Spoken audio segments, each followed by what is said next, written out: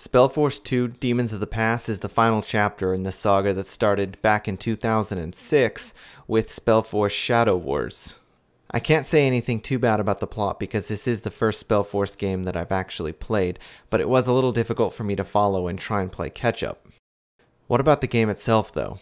At its core, this is a real-time strategy, and what Nordic has done is tried to blend RPG elements into it with consistent heroes and levels and experience for those heroes. I was initially super excited for this idea because on paper it sounds awesome, but the fact is I just didn't use any of the RPG elements.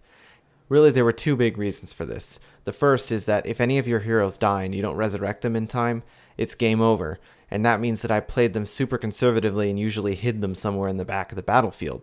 But the other part of it is that this is a real-time strategy game, and that means that in really big battles where there's a lot of characters on screen, it's extremely hard to micromanage your heroes. And zooming all the way into the third-person over-the-shoulder view, that didn't really help either, because the controls didn't change. It still controlled and felt and played like an RTS, you were just really zoomed in. Add that to the fact that the camera in that mode really isn't that smart. It doesn't follow you with any particular logic, and it always seems to be clipping and getting hung up on trees and walls and whatever else is in the environment.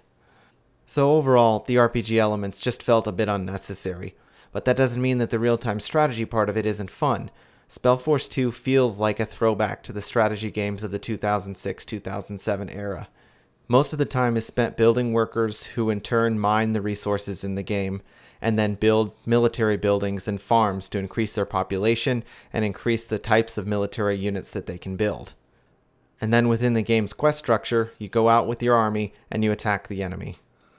Like I said before, I haven't actually played any of the other games, so it's hard for me to follow the plot, but there is tons of opportunity for dialogue and side quests and everything else that you would expect from a typical RPG. As the game progresses, you'll find loot on the battlefield, which usually includes weapons or armor that you can equip on your hero. And your hero levels up like you would expect as well. When you get level ups, you get skill points, which you can then put into your skill tree and customize your character that way. Depending on your playstyle, you can easily get 25 hours or more out of this game.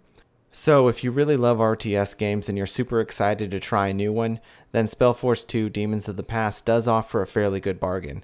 But if you're not one of those people, then it's a hard game for me to recommend because many of these mechanics have been done before and a lot of them have been done better.